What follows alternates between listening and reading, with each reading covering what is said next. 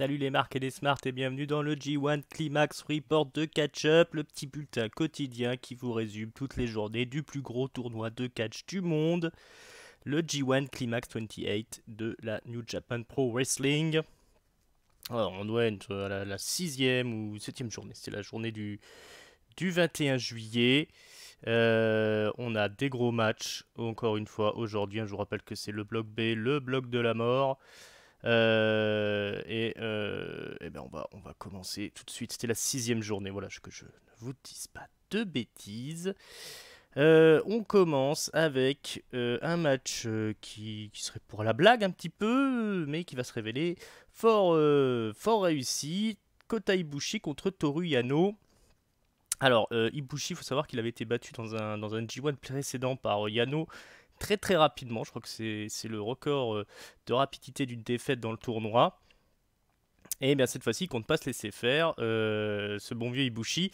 Mais Yano, donc, qui joue le catcheur, hein, Yano, cette année, va enchaîner les tours de force un petit peu pour réussir pour tenter de river les épaules d'Ibushi au sol, avec toutes sortes de roll-up, de Fireman Scary qui se transforme en tombée.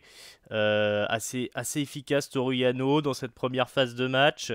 On va partir à l'extérieur du ring. Ibushi va faire un sacré moonsault pour mettre KO Yano. Yano qui avait commencé à enlever les protections des coins du ring, hein, comme il sait si bien le faire. Il a retrouvé quand même ses bonnes vieilles habitudes, même s'il sort son petit catch amateur, on va dire, entre guillemets, de haut standing. Il va quand même profiter un peu de toutes les petites magouilleries dont il a le secret, et donc il commence à enlever les protections du ring. Et une fois qu'Ibushi l'aura mis KO avec son moonsault à l'extérieur du ring, c'est Ibushi lui-même qui va commencer à enlever les protections du ring. Il va se faire attraper par Yano qui va le faire tomber depuis le tablier du ring face la première. Et là, Yano va enlever toutes les protections. Donc c'est-à-dire que les quatre coins seront non protégés, donc avec cette boucle en ferraille là qui sera apparente.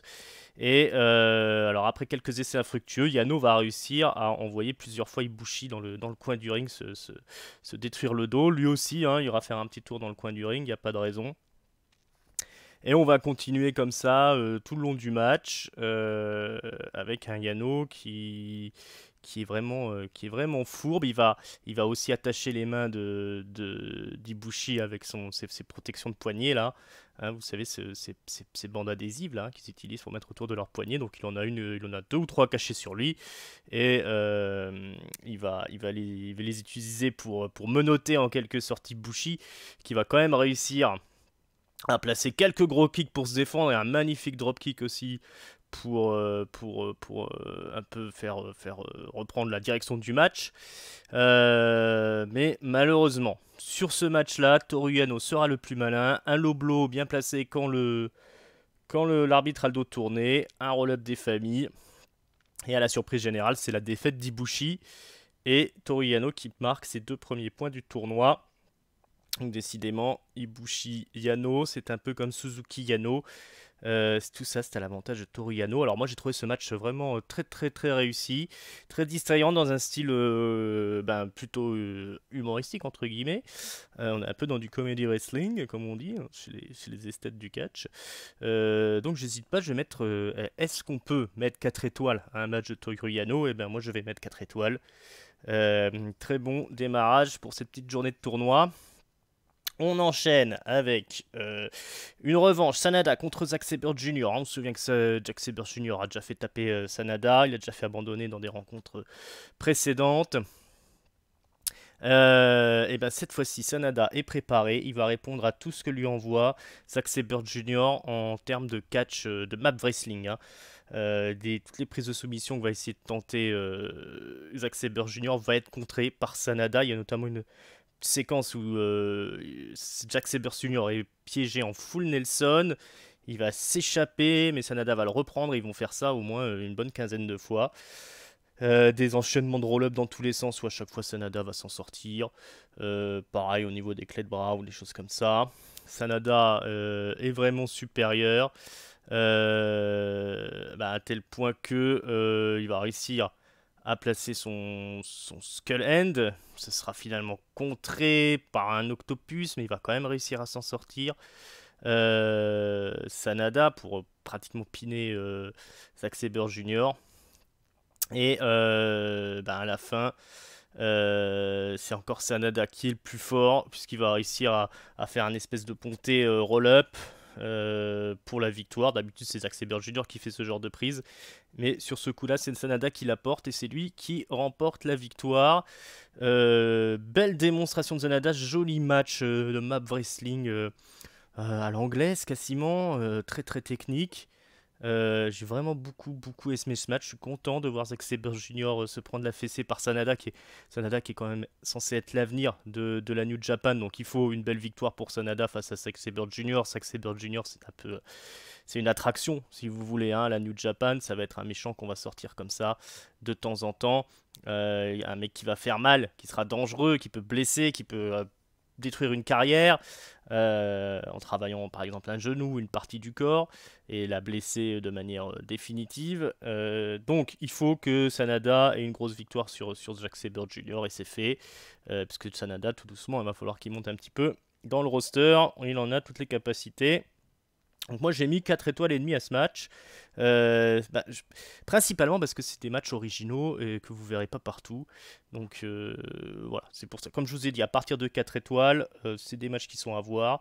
Donc là c'est un peu spécial, hein. Ibushi Yano j'ai mis 4, si vous avez envie de voir un peu de comédie wrestling bien faite, on a ça ici. Et Sanada, Zack Sabre Jr., on est sur un type de catch vraiment unique, hein, voilà. Peu de chance de voir ça ailleurs, à part sur des scènes anglaises peut-être à la limite.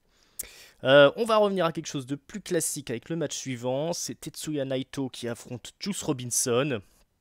Donc Tetsuya Naito qui prend toujours son personnage de Los Ingobernables, mais vraiment méchant, puisque en gros il va travailler le bras blessé de Juice Robinson. Juice Robinson qui n'a encore pas gagné un match, hein, le champion US, depuis le début du tournoi. Et cette fois aussi, ça va être encore une défaite, hein, parce que Naito va travailler son bras jusqu'au bout du match. Il va enchaîner 2 destinos pour mettre KO Juice Robinson, qui sera bien battu. Hein. C'était un joli match, avec un Juice Robinson qui va tout tenter pour essayer de gagner, mais Naito est trop maître de son jeu. Voilà, difficilement battable Naito sur ce match-là, qui a catché très intelligemment et puis avec ce personnage qu'on adore détester. Un bon 3-3 quarts pour ce match, peut-être que des gens en mettront plus, hein. J'ai vu qu'il a reçu pas mal d'éloges ce match. J'ai trouvé qu'il mettait du temps à démarrer, même si c'était intelligemment booké. Donc j'irai pas jusque 4, je pense que vous pouvez vous passer de ce match-là, mais ça reste de très très bonne qualité. Alors ensuite, on a Kenny Omega qui ne fait pas le main event. Alors qu'il affronte Tama Tonga, donc ça peut être le règlement de compte tant attendu au niveau du Bullet Club, mais malheureusement ce ne sera pas pour ce match-là, puisque assez rapidement il y a une intervention de Bad Luck Fale, de Tangaloa, après un match qui était quand même assez dominé par Omega quand même si Tama Tonga attaque direct, hein, évidemment Omega. En début de match, avant que ça sonne, c'est même les 3 qui s'acharnent dessus. Hein. Tangaloa et Bad Luck Fale viennent lui taper dessus avant que le match commence. On lance quand même le match. Et puis ça continue. Il y a des interventions de Tangaloa qui revient alors qu'il a été exclu des abords du ring. Il y a quand même eu des altercations entre les membres du Bullet Club classique, puisqu'il y a Chase Owens qui est intervenu, Hangman Page aussi qui sont venus aider Omega à un moment donné. Voilà, beaucoup de surscénarisation, j'ai envie de dire. Tout ça pour faire avancer un petit peu l'intrigue entre les Bullet Club originaux et le Bullet Club classique. Ça se termine par une disqualification de Tama Tonga.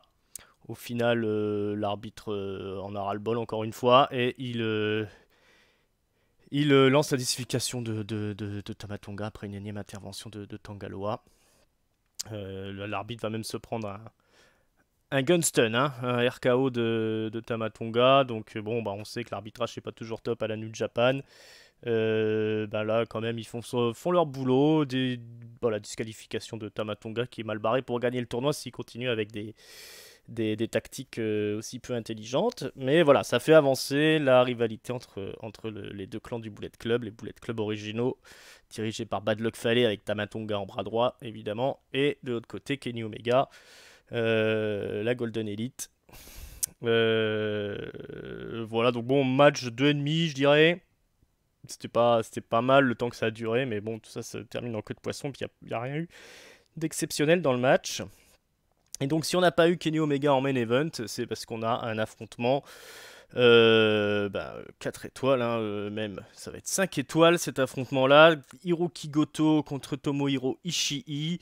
Un classique de la New Japan. Hein. Les mecs là se sont souvent foutus sur la gueule autour du championnat Niver, hein, qui avait été longtemps aussi trusté par Tomohiro Ishii.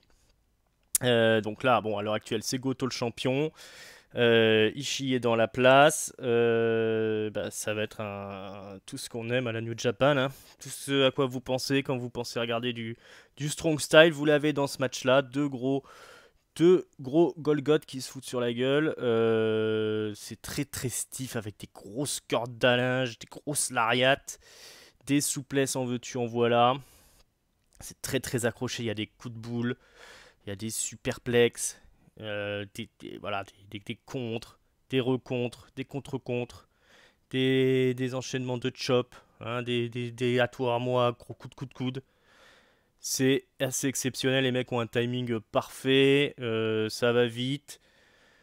Mais juste ce qu'il faut comme vitesse, ça va pas trop vite, on n'est pas aussi non plus sur un spot fest, hein, mais on a deux grands gaillards du catch. Voilà, Hiroki Goto, encore une fois, il montre que c'est quand même pas n'importe qui. Tomohiro Ishii, on sait que c'est un des meilleurs du roster. Goto, voilà, quand il est impliqué, quand il combat un mec qu'il connaît, on voit que les mecs se connaissent d'ailleurs, ça donne un très très grand match. Moi je mets 5 étoiles. Tout simplement, ce match est à voir, c'était vraiment très très cool. Un exemple type de ce qu'on peut trouver de mieux dans le G1 Climax. C'était parfait pour finir le show. Voilà, fallait pas s'inquiéter de ne pas voir Omega en main event, c'est parce qu'il y avait mieux à nous offrir ce soir. Le catch japonais à son meilleur. Allez, les points, on fait le bilan.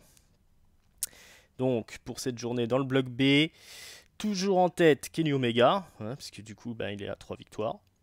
6 points pour lui. Ensuite, à 4 points, on retrouve Sanada, qui a gagné aujourd'hui. Naito, qui a gagné aujourd'hui aussi. Tomohiro Ishii, du coup, qui a gagné aussi. C'est Ishii qui s'est imposé. Je ne sais même pas si je vous l'ai dit, tiens, dans le résumé. Ishii qui finit par s'imposer contre Naito. Il a battu le champion. On aura peut-être du coup un match pour le championnat Niver entre les deux. Sachant qu'ils sont du même clan, hein, Ishii et Goto. Voilà, donc Goto est à 4 points. Non, Ishii est à 4 points, pardon. Ibushi est toujours à 4 points. Voilà, il était en tête avec Omega du bloc, c'est fini pour lui. Il se retrouve dans le peloton de tête, mais juste derrière Omega, qui se détache. Qui c'est qu'on a d'autre à 4 points? Je crois que c'est tout. Et on va aller donc dans le reste du classement, où ceux qui sont restés à 2 points. Donc Tamatonga, Zack Sabre Jr., Yano, Toru et Hiroki Goto, du coup, qui reste à 2 points. Puisqu'il s'est mangé une défaite par Omega le premier jour, hein, donc il a qu'une victoire. Son actif, une victoire contre Sanada, quand même, pas de la merde. Mais c'est pas suffisant pour décoller dans ce tournoi. Voilà, on a fait le tour de cette journée. On se retrouve pour la prochaine journée. Alors, soit ça sortira aujourd'hui, soit ça sortira demain. Ça dépend comment je m'en sors. Voilà, je vous remercie beaucoup de m'avoir écouté. Je vous rappelle qu'on est sur YouTube, iTunes, PodCloud, Twitter, Facebook. Et puis Instagram aussi, iTunes, tout ça. Tout est dans la description de toute façon. Vous pouvez nous soutenir en envoyant des petits dons. Pensez à vous abonner, pensez à mettre des likes. Pensez à souscrire à la petite cloche aussi pour être alerté quand tout sort. Voilà, on se retrouve bientôt pour ce petit report. Et puis dans la semaine, on aura les débriefs de Raw, de SmackDown. Je vous remercie encore sincèrement de m'avoir écouté. Et je vous souhaite une bonne journée. À tout bientôt. Ciao, ciao.